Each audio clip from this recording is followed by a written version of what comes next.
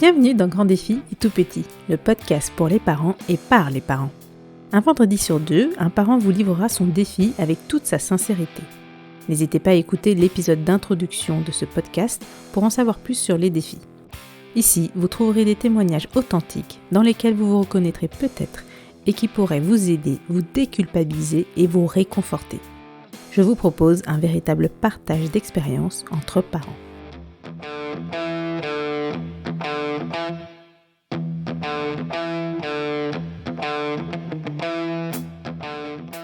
Avant de commencer cet épisode, je tiens à remercier Anne-Fleur pour son commentaire sur Apple, où elle m'écrit « Bravo Nadia pour ce podcast qui fait du bien et qui offre des plans d'action concrets pour avancer sereinement. Excellent podcast à recommander à tous les parents. » Merci beaucoup Anne-Fleur pour ton commentaire, ça me fait énormément plaisir. Et maintenant, place à l'épisode. Quand on parle de RGO, on pense très souvent à un bébé qui pleure énormément, qui régurgite beaucoup et qui dort peu. Pour Julia, il n'y avait rien de tout ça. Les symptômes apparents étaient complètement différents. D'où la difficulté aussi pour Lydie de comprendre ce qui se passait chez sa fille. Pourtant, le diagnostic est là. C'est aussi un RGO, mais un type non extériorisé qu'on appelle RGO interne. Lydie et son conjoint ont vécu des moments très difficiles et il leur a fallu redoubler de patience afin de gérer ces moments, mais aussi toutes les autres conséquences que cela peut avoir sur chaque membre de la famille. Lydie m'a raconté son histoire dans les détails et c'est riche en informations. Bon allez, je commence, je te laisse te présenter et décrire tes enfants. Ok, donc bonjour, je m'appelle Lydie, j'ai 33 ans, donc je me lance bientôt à mon compte pour créer ma boutique de vêtements en ligne. J'ai 2 enfants, donc Noam qui a bientôt 5 ans et Julia qui a bientôt 1 an. D'accord. Et comment tu décrirais tes enfants alors sur leur personnalité, leur caractère ? Alors Noam, lui, c'est vraiment la force tranquille. Ça a toujours été un enfant, calme, qui a pris le temps vraiment, d'évoluer, c'est vraiment, il est vraiment extraordinaire parce qu'il a plein d'humour maintenant et il est vraiment chouette. C'est vraiment l'enfant calme de la famille et Julia, la dernière arrivée, c'est, la petite terreur. Pas du tout pareil. Elle évolue super vite, elle suit vraiment son frère, elle est toute en bêtises. S'il y a vraiment une bêtise à faire, elle va la trouver donc elle est assez drôle aussi, mais c'est vrai que c'est des caractères qui sont totalement opposés. Donc je sais pas si c'est le fait que ce soit un garçon et une fille, mais c'est vrai que c'est vraiment drôle de voir la différence de caractère avec, la même éducation. Bon, et ouais, ça doit être animé à la maison. C'est ça. Donc on va parler du RGO de ta fille, Julia. Est-ce que tu as eu, durant ta grossesse ou pendant l'accouchement, des problèmes particuliers ? Alors durant ma grossesse avec Julia, j'ai eu un problème en particulier en effet parce qu'elle avait un défaut de croissance. Elle prenait pas beaucoup de poids. Elle avait le fémur qui était, il parle en percentile, un peu, en dessous de la moyenne et ça les inquiétait un peu. Donc j'ai eu des échos de croissance en complément et j'avais vraiment un suivi. Au final, sa croissance se déroulait plutôt bien et quand elle est née, c'était un beau bébé. Bon, elle faisait 48 centimètres et 3,250 kg, donc au final, pas de souci particulier. Mais c'est vrai que du coup, j'ai eu un suivi, à ce niveau-là parce qu'il y avait, quelques inquiétudes, au niveau de sa croissance, tout simplement. D'accord.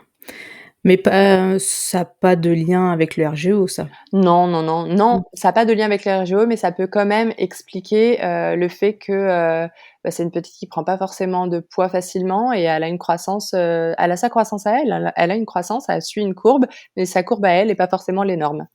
Et elle est vraiment dans la moyenne basse. Elle a toujours été dans la moyenne basse et après, à ses 4 mois, il y a vraiment une cassure au niveau de sa courbe de poids où là, elle a chuté et depuis, elle suit une courbe, mais qui est vraiment en dessous de la moyenne. Elle va avoir, 1 an et elle fait 7 kilogrammes, 7,6 kg exactement, donc c'est peu. Elle est tout de même en bonne santé et pourtant elle mange bien, mais c'est vrai qu'elle a un petit poids et ça a toujours été au final, parce que dans mon ventre aussi ça a été le cas donc voilà. Je pense que c'est sa courbe aussi à elle, qui est comme ça et c'est vrai que son RGO, n'a pas arrangé les choses. D'accord. Parce que quand on la regarde, elle a de bonnes joues, C'est vrai quand on la voit au niveau du Au niveau du visage, ça se voit pas forcément parce qu'elle a des bonnes joues, mais c'est vrai que quand on voit au niveau du corps et des jambes, on voit qu'elle est relativement fine quand même par rapport à un bébé, de son âge. Elle a des jambes toutes fines, c'est vrai que si elle s'étend et qu'elle est torse nu, on voit directement ses côtes, donc on voit qu'elle est pas joufflue comme on peut voir la plupart des bébés, même si au niveau du visage, ça se voit pas forcément. D'accord. Donc à la naissance, est-ce que, donc durant ces premières semaines, c'était un bébé qui était, plutôt, difficile? Est-ce qu'elle faisait, elle dormait bien? Est-ce qu'elle mangeait bien? Comment ça se passait? Alors dans les premières semaines, Julia, ça a vraiment été un bébé facile qui dormait beaucoup.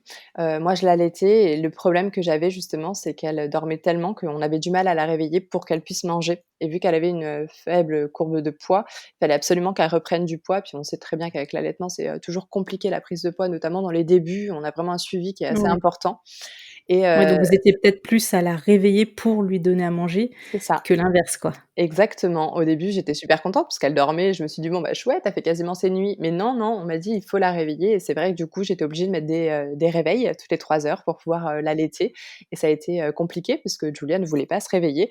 Donc des fois, on pouvait mettre jusqu'à 1 heure pour arriver à la réveiller pour qu'elle puisse manger. Donc c'est vrai que bon, l'alimentation, ça a jamais été, son truc, quoi. Elle se réveillait pas parce qu'elle avait faim. Fallait vraiment lui proposer, c'est pas elle qui allait demander. Du coup, Julia a fait ses nuits rapidement. Dès qu'elle a eu une, courbe de poids à peu près intéressante, on a arrêté de la réveiller. Moi, j'ai fait de l'allaitement exclusif jusqu'à ses 15 jours et après j'ai arrêté puisque le pédiatre j'ai pas arrêté complètement, j'ai fait du mixte pour, faire des compléments parce que justement elle prenait pas assez de poids et que la pédiatre pensait que c'était dû à l'allaitement et mon lait qui était peut-être pas assez riche. Donc, on a fait du mixte, mais ça a rien changé. Elle mangeait pas beaucoup plus au biberon après avoir, tété et bon ça a pas changé, mais elle prenait du poids légèrement, mais elle prenait du poids, donc on a pu la laisser dormir. Elle a fait ses nuits du coup à 1 mois. D'accord, et ton lait ainsi que le biberon, elle le supportait bien? Alors mon lait, elle le supportait très bien, le biberon, au premier abord, on voyait qu'elle aimait pas trop ça et c'est vrai que, tout au début, on se dit: «Oui, bon, bah, on a du mal à la sevrer, c'est vrai qu'elle a fait que du sein au début, donc c'est compliqué pour elle peut-être de passer de l'un à l'autre». On s'est pas forcément posé plus de questions que ça au début, on s'est juste dit que c'était peut-être difficile pour elle d'alterner les 2 à un moment donné, mais c'est vrai qu'elle préférait quand même, le sein au biberon. Du coup, qu'est-ce qui t'a donné les premiers doutes, les premiers soupçons? Du coup, à ces 4 mois, j'ai, repris le travail, donc j'avais, enchaîné donc mon congé mat avec, mes, congés payés, donc j'ai repris, seulement à ces 4 mois. Quoi, c'est tôt, hein, quand même, mais bon. Du coup, j'ai arrêté complètement, l'allaitement et du coup, je suis passée complètement, donc à 100 au biberon et là, ça a été très compliqué pour elle. Elle en voulait pas, elle prenait peu. On devait vraiment la promener dans les bras, pardon, pour qu'elle puisse, manger. On faisait des kilomètres et des kilomètres. Les biberons, ça pouvait durer, 1 heure et demie. Avec mon conjoint, c'est vrai qu'on se battait limite pour savoir, qui n'allait pas lui donner le biberon parce que c'était compliqué. On savait qu'on allait y passer du temps. Elle en voulait pas, la pédiatre, avait du mal à l'expliquer. Pareil, elle justifiait toujours au fait que, bah, c'est une période de sevrage, c'est compliqué pour elle, elle va s'habituer, et à un moment donné, elle mangeait plus du tout. Elle en voulait plus du tout et elle était pas encore diversifiée, donc ça a été un peu compliqué pour nous. On était un peu, désemparés, on savait pas ce qu'elle avait, donc j'ai fini par la ramener chez la pédiatre et c'est vrai que j'ai eu cette réflexion assez étonnante en lui disant: «Mon bébé pue». C'est bizarre parce qu'un bébé c'est censé sentir bon, pardon, mais Julia, elle a vraiment une odeur, de vinaigre. Elle sentait vraiment l'acide et là, elle s'approchait d'elle et en effet, elle a senti, cette odeur, acide, très présente, vraiment de vinaigre et on s'est rendu compte qu'elle avait donc, un RGO qui était très prononcé, qui était déjà, bien là et ce qui lui avait créé une œsophagite et elle était vraiment complètement brûlée au niveau de la trachée et donc c'est là qu'on s'est rendu compte qu'en fait, elle avait un RGO mais interne et en fait, Julia, je pense que c'est un bébé qui est assez résistante et qui ne craint pas forcément, la douleur, donc elle ne pleurait pas, elle avait pas de rejet, donc ça a été, difficile pour la pédiatre et pour moi de le détecter avant, puisqu'au final, à part le refus du biberon, elle avait aucun autre symptôme. Les bébés qui ont des RGO, généralement, ont tendance à beaucoup régurgiter, voire vomir et ils pleurent beaucoup. Donc Julia, c'était pas du tout le cas. Au niveau des siestes, elle avait du mal, elle dormait, des petites siestes, mais bon, au début, on se dit qu'on a du mal à les caler, que c'est compliqué, elle fait plein de petites siestes, donc c'est pas forcément, un critère qu'on se base, au début. Mais c'est vrai qu'elle faisait des bonnes nuits, elle dormait super bien, mais elle dormait pas beaucoup, la journée. Elle avait vraiment du mal, elle se réveillait, on voyait qu'elle était pas bien et on a vraiment mis du temps, en fait, à diagnostiquer ce RGO interne. D'accord. Mais alors, quand la pédiatre l'a diagnostiqué, qu'elle a vu que, l'œsophage était, brûlé, à l'intérieur, elle a sondé? Elle l'a regardé en ouvrant la bouche? Comment ça s'est passé? Elle a regardé en ouvrant la bouche, en fait. C'est vraiment très brûlé, à ce niveau-là. Donc, là, elle a réagi de suite et elle nous a donné un traitement qui est l'Inexium, donc, OK. qu'elle a qu'on a toujours d'ailleurs, qu'on n'arrive pas à arrêter encore, et elle m'a donné un lait spécifique, qu'on trouve en pharmacie en AR+, justement pour traiter le RGO. Donc ce nouveau lait, n'a pas fait effet de suite. Ça a été compliqué. En plus, ça l'a constipée, donc après elle a eu du sang dans les selles, donc fallait vraiment lui donner, de l'eau, on coupait son biberon avec de l'épar. Heu, Ouais. Elle avait quasiment la moitié du biberon d'épar pour qu'elle puisse aller aux selles, donc c'est vrai que c'était encore, quelque chose en plus, qui l'a dérangée vraiment. Ça a été, encore compliqué, et l'Inexium a mis au moins, 3 bonnes semaines à faire effet, où là, elle a commencé à prendre des biberons, mais des petits biberons. Elle a jamais pris, les biberons, qu'elle aurait dû prendre, à son âge. Elle prenait des fois, 100, 120, mais c'était des petites victoires pour nous, où au début, des fois, elle prenait que 20 millilitres, donc c'était mieux, mais c'était Ouais. pas encore l'idéal. On n'arrivait pas à la faire manger, autant de biberons qu'elle aurait dû. Donc vu qu'elle avait 4 mois, on a commencé à la diversifier. D'accord. Ouais, d'où la chute de poids aussi, à ses 4 mois. C'est ça, exactement. Et en fait, avec la diversification, ça nous a vraiment aidés puisque bon, dès qu'elle voulait pas de biberon, on pouvait compléter par un yaourt, on pouvait, le midi lui donner des purées, donc ça a vraiment été un changement de vie pour elle et pour nous. En plus, l'alimentation, ça a complètement enlevé la constipation, donc on a pu arrêter complètement l'épargne, dès qu'elle a commencé à être diversifiée. Donc même pour elle, Mmh. c'était quand même, mieux, plus appréciable, je pense, et les purées, elle les dévore. Mais c'est vrai que ça reste un petit poids, et même si elle mange bien, elle prend, peu. Bon, au moins elle accepte, tout ce qui est purée, tout ce qui est, yaourt, compote, tout ça, ça passe bien. C'est ça, ça passe super bien, et donc du coup, à ses 9 mois, ma pédiatre a voulu, que l'on arrête l'Inexium et qu'on le diminue petit à petit. Donc on descendait d'1 millilitre, par semaine, et arrivé à un moment, Julia refusait, totalement le biberon, alors qu'elle le prenait quand même, 1 le soir et 1 le matin. Même si elle prenait peu, elle en prenait quand même un petit peu. Et là, elle en voulait plus du tout, elle le refusait complètement, même pour lui faire boire de l'eau, ça a été compliqué. J'ai dû trouver des subterfuges, prendre une tasse pour, lui donner à boire, parce que le biberon pour elle, c'était niette. Donc on s'est vite rendu compte qu'il fallait qu'on remette l'Inexium, à une dose, plus importante, chose que l'on a faite. Et elle m'avait conseillé aussi pour le goûter, pour changer un peu des yaourts bébés, de lui donner des petits Suisses.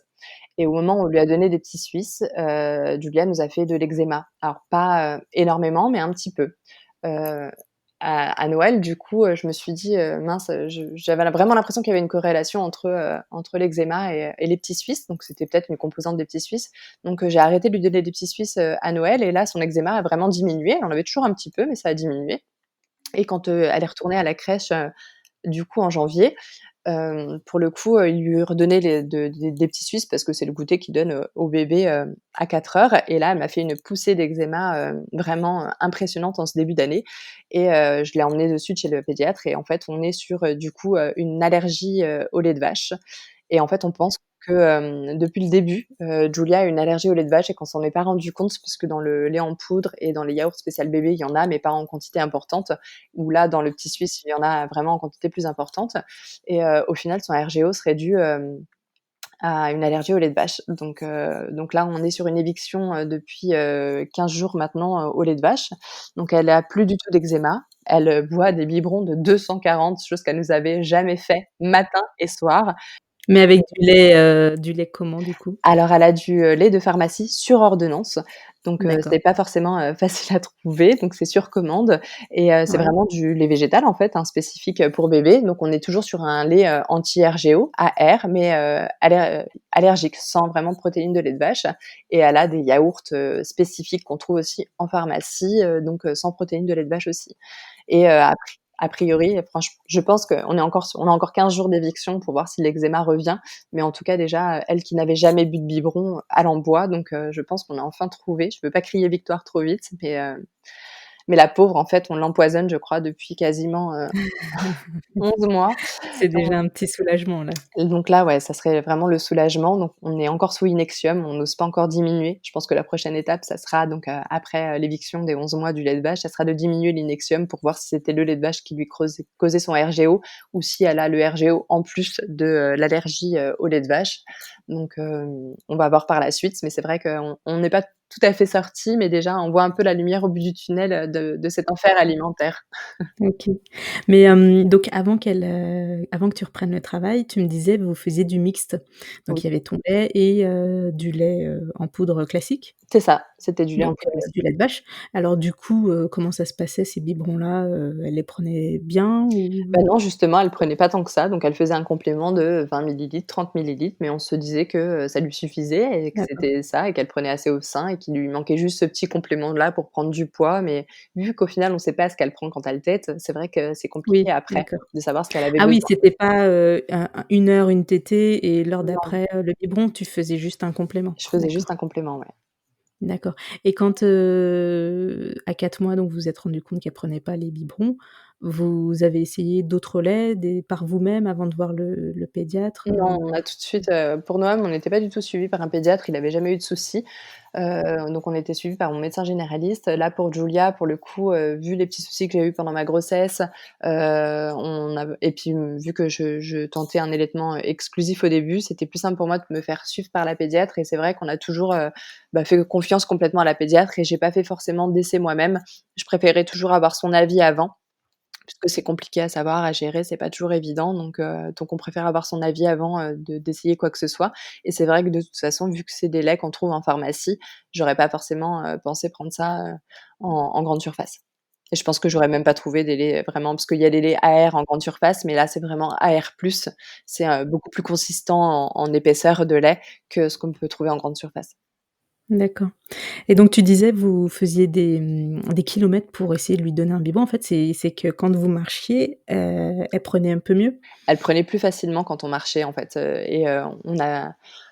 on avait vraiment trouvé des subterfuges pour arriver à la faire manger puisque bon, bah, la pédiatre nous disait: «De toute façon, elle prend pas de poids, il faut qu'elle mange, il faut trouver une solution pour qu'elle mange». Ouais. Le fait de la balader, ça lui changeait un peu les idées et elle arrivait à manger ou alors sinon on la mettait dans le doumou et on jouait avec des clés de voiture, des choses. Alors elle se lassait vite, fallait vite changer d'objet, mais c'est vrai qu'on arrivait comme ça en jouant à essayer de lui détourner un peu son attention et elle mangeait pendant qu'elle était occupée à autre chose au final. D'accord. Ouais, donc vous détourniez l'attention, parce qu'en fait, une fois qu'elle avait fini le biberon, elle, pleurait pas? En Non. fait, la douleur était partie? C'était vraiment pendant, le biberon, quoi, En fait, pendant je qu'elle pense que son corps savait que c'était pas bon pour elle et qu'elle, elle le refusait tout simplement. Mais c'est vrai que, je pense qu'elle avait mal après, mais elle résiste vraiment à la douleur. Elle pleure pas pendant ses vaccins, elle a jamais pleuré, donc je pense qu'elle tombe, elle joue avec son frère, elle pleure pas. Donc je pense vraiment qu'elle est résistante à la douleur, mais je pense vraiment qu'elle était pas bien, puisque même quand elle était complètement brûlée, au final, ça devait la brûler quand elle buvait et cetera et même après, elle a jamais rien dit. Donc c'est vrai que ça a toujours été compliqué de, diagnostiquer quelque chose chez elle puisque, elle est très résistante à la douleur. d'accord. Ouais, je comprends et donc le RGO, ça a sûrement des impacts, bah, déjà tu avais dit sur, son œsophage qui était un petit peu brûlé. Est-ce que c'est mieux aujourd'hui? Aujourd'hui, là, vu qu'on a une éviction totale et qu'il y a l'inexium, oui, a priori, elle a plus du tout de brûlure au niveau de l'œsophage et heureusement. Donc puis c'est vrai que bon, les biberons sont quand même, moindres maintenant parce que, avant, elle en prenait plus qu'un le matin, même si elle le prenait avec, difficulté. Maintenant, elle en reprend 2 par jour donc ça, c'est chouette puisqu'elle arrive à avoir, son quota quand même, de lait par jour. Mais c'est vrai que les repas étaient complètement chamboulés et heureusement qu'il y a eu la diversification à ce niveau-là. Et tu as eu d'autres impacts, est-ce qu'elle faisait toujours bien ses nuits, les siestes, ça se passait toujours bien? Alors les nuits, elle les a toujours, super bien faites. Au niveau des siestes, c'est pas qu'elle, elle s'endormait super bien dans son lit et par contre, elle se réveillait au bout d'une demi-heure et elle arrivait pas à se rendormir. Je pense que la position allongée la gênait. Vite, elle s'est mise sur le ventre en boule et en fait, Mmh. elle dort, sur le ventre et pas du tout sur le dos. C'est vraiment sa position. On a essayé de la replacer, petite, parce qu'ils disent qu'il faut surtout pas les laisser comme ça, mais c'est Ouais. vraiment une position, je pense qu'elle, la soulage, mais c'est compliqué et à la maison maintenant, elle fait des bonnes siestes, ça se passe bien. Par contre, elle est, en crèche et en crèche, elle a toujours le même problème, elle arrive pas à dormir. Elle va dormir, par cycle d'une demi-heure et quand son cycle est fini, elle va pas réussir à se rendormir là-bas et ils D'accord. c'est vraiment, en lien avec le RGO. Ils disent que quand ils sont pas bien et qu'ils ont mal au ventre, ils se réveillent et ils arrivent pas à se rendormir parce qu'ils sont pas bien. Donc c'est vrai que moi, si elle se réveille à la maison, je vais aller la voir, je vais lui faire un petit câlin et on a quand même un lien qui est particulier, donc elle va se rendormir, elle va réussir à retrouver son sommeil et poursuivre sa sieste. Mais c'est vrai qu'elle a des cycles courts et si on va pas la rassurer à un moment donné, les siestes, c'est fini et ça peut être complètement chaotique. D'accord. Donc aujourd'hui, toujours aujourd'hui, alors elle aurait toujours un peu de douleur, malgré l'Inexium? Toujours aujourd'hui, malgré l'Inexium et je pense que le problème au final, c'est vraiment, les protéines de lait de vache puisque, là, depuis 15 jours qu'elle est donc, en éviction totale de lait de vache, elle commence à faire des siestes correctes à la crèche. Ah! Bon, bah, c'est bien ça, tant mieux. Quand tu parlais des nuits, tu disais elle dormait, très vite sur le ventre, c'était à quel âge à peu près? Depuis le début, elle essayait de se dès qu'elle a su se retourner, donc vers, 4-5 mois, elle se mettait sur le ventre et nous, on a vraiment pour habitude et je le fais encore avec mon fils, avant d'aller me coucher, je vais voir mes enfants, je fais le tour voir si tout va bien, la maman, mère poule. Mais c'est vrai que et du coup, j'ai tendance à la remettre je la remettais à chaque fois sur le dos et le matin, je la retrouvais toujours sur le ventre et c'est vrai que bon, elle s'est mise très tôt, dès qu'elle a su se retourner, elle dormait sur le ventre. C'est vraiment une position, je pense, qui l'a soulagée, elle se met un peu en chien de fusil, et elle est bien comme ça, la tête vraiment en plus dans le matelas, chose qu'on veut pas du tout quand ils sont petits. Ah ouais, c'est angoissant, oui, je comprends. Je te rassure, j'ai fait la même chose avec mon fils. Oui, c'est un peu angoissant. Bah, c'est vrai qu'avec tout ce qu'on nous raconte, Bah oui, c'est ça. Tu sais, au début, on sait pas s'ils savent tourner la tête correctement, c'est jamais évident, mais c'est vrai que c'est des positions, pareil quand elle était en porte-bébé, au niveau des siestes, elle pouvait dormir 4 heures. Si, on faisait, au début, on était en confinement, donc on allait se balader autour de chez nous, pendant le confinement et on a la chance d'avoir des bois, donc je la mettais en porte-bébé et on allait faire 8 kilomètres à pied dans les bois tranquillement et elle dormait, des heures et des heures contre moi. Elle était, en position verticale. Beaucoup plus apaisée sur moi et je pense que la position aussi verticale l'a beaucoup aidée et c'est vrai qu'elle a beaucoup dormi en porte-bébé et le porte-bébé m'a bien sauvée quand elle voulait faire des siestes de 1/2 heure et qu'on a plein de choses à faire à la maison. C'est vrai qu'il y avait l'école de Noam à faire avec le confinement, c'est pas ça a pas été simple au début et elle qui ne faisait pas ses siestes, donc il fallait aussi que je m'occupe de mon grand. Donc le porte-bébé et l'écharpe, ont été, mes grands sauveurs, pendant cette période. ouais, alors tu parlais des dents, donc raconte-nous un peu les impacts, dessus. Du coup, Julia elle a déjà 6 dents, donc ce qui est pas mal et quand elle a ses 2 dents de devant qui sont sorties, c'est vrai que de suite, j'ai vu qu'elles avaient une couleur un peu étrange. Elles étaient un peu transparentes avec des taches blanches, donc c'est vrai que le fait qu'elle prenait peu de lait, je pense qu'elle a fait une carence en calcium et au final, ses 2 dents de devant à peine sorties, bon à cet âge-là, ils mettent vraiment tout à la bouche et elle s'est cassé sa dent. Donc elle a une dent de devant qui est, cassée légèrement sur le côté. Et elle a vraiment les dents qui semblent plus fragiles qu'un bébé, lambda et on voit qu'elles sont un peu, transparentes.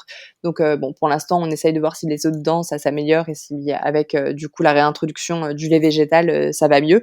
Mais sinon, je pense qu'il faudra qu'on l'emmène, chez le dentiste et qu'elle a un suivi particulier parce que je pense qu'elle a fait une carence importante en calcium du fait qu'elle prenait pas de biberon. D'accord et qu'est-ce qu'elle en pense la pédiatre, sur cet aspect-là? Elle pense que pour l'instant, faut attendre et qu'avec le lait végétal, ça pourrait revenir.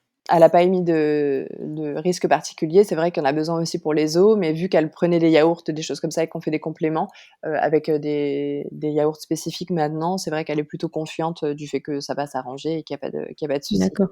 Ouais, ça peut vite se rattraper, donc depuis la diversification, bon les repas j'imagine qu'ils se passent mieux. Oui. Tu parlais à un moment, que même l'eau, elle avait du mal à le prendre. Ça veut dire qu'en fait tout ce qui est liquide, ça lui amène de la douleur? C'est pas le liquide qui lui amène de la douleur, je pense qu'elle a fait une phobie au biberon. Quand elle voyait le biberon pour l'eau, en fait, c'est même pas qu'elle avait pas soif, c'est qu'elle le poussait, elle en voulait pas du tout.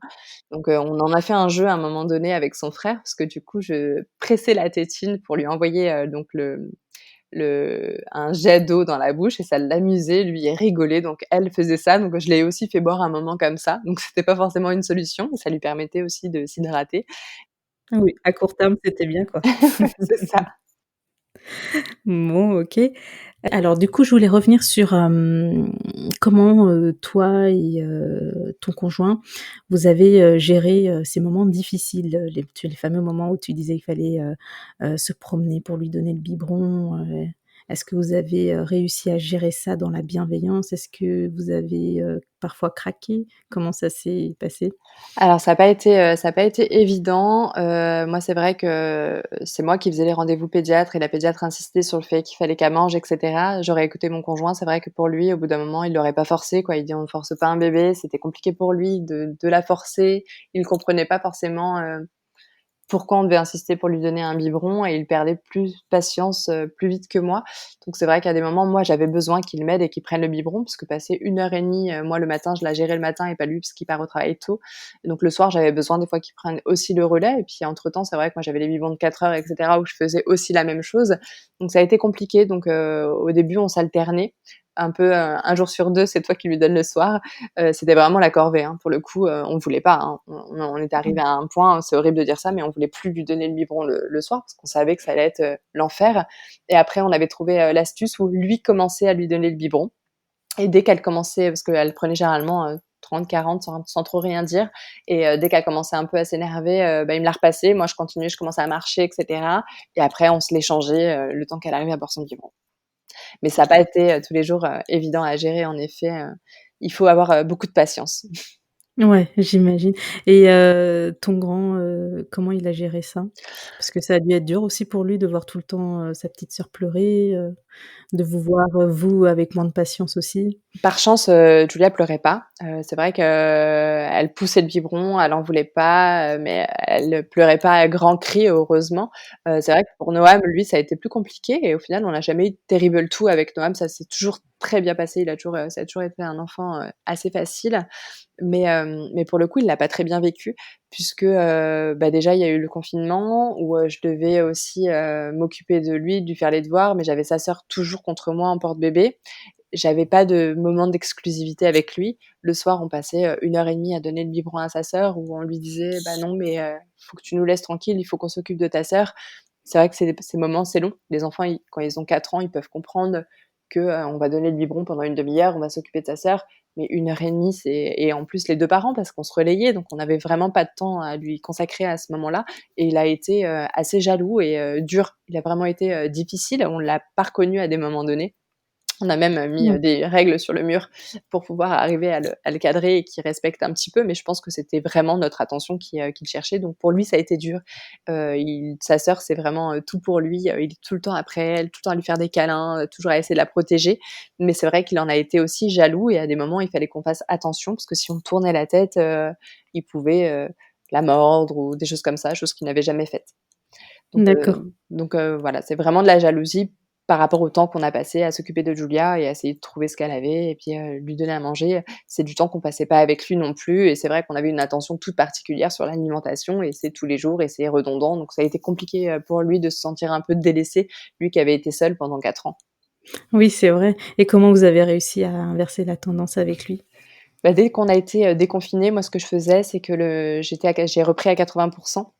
Donc et mon conjoint ne travaille pas le vendredi après-midi parce que il fait quand même pas mal d'heures en début de semaine, ce qui lui permet d'avoir, son vendredi après-midi, pardon et vu que j'avais aussi mon vendredi après-midi, j'emmenais Noam, au manège, manger une glace, où là, on avait vraiment notre moment que tous les 2. Donc on a profité vraiment du déconfinement au final de cet été pour pouvoir passer, des moments, juste avec lui. Son papa est pompier, volontaire, donc il emmène à la caserne que lui, parce que lui il est grand, il a le droit, il va bricoler avec papa parce que lui, il est plus grand et que la petite elle a pas le droit et qu'elle touche à tout, qu'elle met tout à la bouche. Donc on a essayé de lui créer un peu des moments, privilégiés rien qu'à lui, entre lui et nous pour, le mettre en avant et puis lui faire comprendre que, bah, on l'a pas oublié et qu'on l'aime toujours autant et qu'on est là. Mais c'est vrai que même si sa sœur prend de la place, on a aussi du temps à lui consacrer rien qu'à lui. OK. Voilà. Ouais, c'est intéressant ce que tu dis. Ouais, alors j'ai une, auditrice, quand je lui ai dit que j'allais faire un épisode sur le RGO, elle m'a, posé question. Je sais pas si tu vas pouvoir répondre parce que c'est quand même assez, médical. Donc elle me demandait quelles sont les conséquences à long terme des médicaments? Sur le long terme, j'ai aucune idée des conséquences. Je sais juste que, effectivement, elle veut absolument qu'on arrive à le diminuer et à l'arrêter, donc je pense que c'est qu'il y a une raison et que c'est pas un traitement, normal, d'avoir au quotidien, notamment chez un bébé. Donc il doit sûrement y avoir des conséquences. J'ai jamais, creusé par là. C'est vrai que je l'ai pris un peu pour le médicament miracle quand il a fait effet et je me suis pas forcément posé la question des conséquences, plus tard, de ce médicament-là. Ouais, faut aussi, j'imagine laisser, le système digestif de Julia se développer, Bien sûr. normalement. Alors du coup, pour la suite, comment ça va se passer, Est-ce que, donc vous allez attendre, je sais pas, là ça fait 2 semaines que vous avez, enlevé les protéines de lait de vache. Oui. Est-ce que vous allez attendre 3 à 4 semaines, puis ensuite, diminuer l'innexium? Est-ce que tu as une idée? Oui, oui, oui, en effet, on fait l'éviction sur, lait de vache pendant 1 mois. Moi, j'ai rendez-vous après pour la visite des 12 mois, donc on va voir comment ça se passe, si elle a pas d'eczéma et puis, bon, bah, pour que je lui raconte un peu tout ce que qu'on vient de se dire aussi sur l'évolution depuis qu'on a fait l'éviction et le but, c'est de tenter de diminuer l'innexium. Si ça fonctionne, tant mieux. Si ça fonctionne pas, on continuera l'innexium, jusqu'à amélioration. D'accord. OK, et l'allergie aux protéines de lait de vache, je crois que à plus grand, vers, 3-4 ans, ils peuvent, tu peux en réintroduire. Donc, est-ce que tu es dans cette optique-là? Est-ce que tu as entendu parler de ça? Alors oui, ma pédiatre me l'a dit effectivement, elle m'a dit que c'était pas une fatalité, que des fois ça passait et qu'on pourrait refaire plus tard une introduction progressive, du lait de vache. Donc, moi j'ai vraiment, bah, j'espère pour elle qu'elle pourra parce que c'est vraiment contraignant.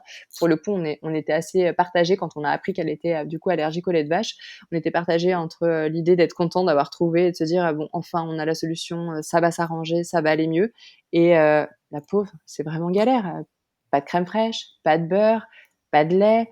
Il y en a partout du lait de vache au final, tous les biscuits et cetera. C'est une catastrophe donc ça va être compliqué au niveau de l'alimentation et c'est vrai que plus tard pour elle, même à l'école, il va falloir faire, des protocoles spécifiques et cetera. Donc si ça peut lui passer et si on peut le réintroduire, forcément ça sera vraiment top quoi pour le coup. Parce que c'est vraiment une contrainte je pense de vivre avec, n'importe quelle allergie, hein, mais cette allergie-là en particulier, il y en a vraiment partout. Ouais, bah, oui, c'est vrai. Bah, là, pour le coup, je suis en transition tous les 2 du mois de février, donc ça va être bientôt leur, donc c'est 1 an et les 5 ans de Noam. Ils ont, 15 jours, d'écart dans le mois.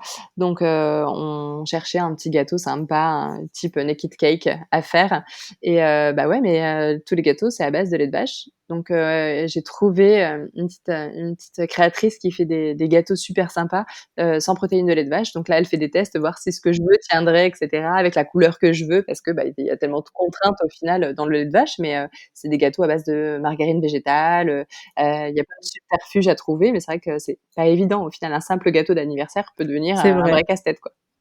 J'ai fait une fois un gâteau au chocolat avec, de la courgette à la place du beurre. Oui, En plus, c'est light. Donc et puis là, tu aurais pas de protéines de lait ouais, de vache. mais il faut pas qu'il y ait de lait non Mmh plus. mh. Et je sais pas Je si crois dans il le me il y semble avait pas pas de lait? qu'il y ait du lait. Mais c'est vrai que Les j'avais œufs déjà fait ça, c'est, mmh. avec la Ouais. courgette, c'est pas mal, c'est une bonne astuce. Du coup, quel regard tu portes, sur cette, période-là? Tu as l'air un peu plus sereine, un peu plus, détendue, maintenant que vous avez identifié le problème en tout cas et que vous allez pouvoir, éviter toutes les protéines de lait de vache, donc ça va, j'espère, forcément mieux se passer. Comment tu vois les choses, les événements? Sur l'avenir, bah, je suis assez confiante, hein, puisque vu qu'on a identifié le problème, j'espère vraiment que ça va rentrer dans l'ordre et qu'elle va continuer à pouvoir, boire les biberons qu'elle veut. C'est vrai que c'est hyper problématique de savoir qu'est-ce qu'on donne à son enfant le matin quand, elle boit pas de lait. Donc là, c'est le lait végétal, qu'on vient. Je vois plutôt, l'avenir plus sereinement. Même pour elle, c'est vrai que l'éviction au lait de vache, ça va être des contraintes alimentaires, même plus tard, mais là, typiquement, elle aime bien croquer dans les gâteaux que son frère mange le matin et cetera et c'est vraiment, bah, non, ça, elle a pas le droit ou tout ce qui est yaourt, elle est fan, les danettes et cetera. Quand son frère en mange, forcément, elle en veut, bah, non, elle a pas le droit donc bon, ça va être ces petites choses-là qu'il va falloir leur apprendre à gérer sans la frustrer, mais je vois plutôt l'avenir sereinement, en tout cas, si, elle est sans douleur pour elle. Bon, c'est super. Bon, bah, on arrive à la dernière question, le fameux, défi facile. Le défi facile que je verrais comme ça, en 1er lieu, ça serait plutôt avec mon fils où on n'a pas eu du tout le terrible two.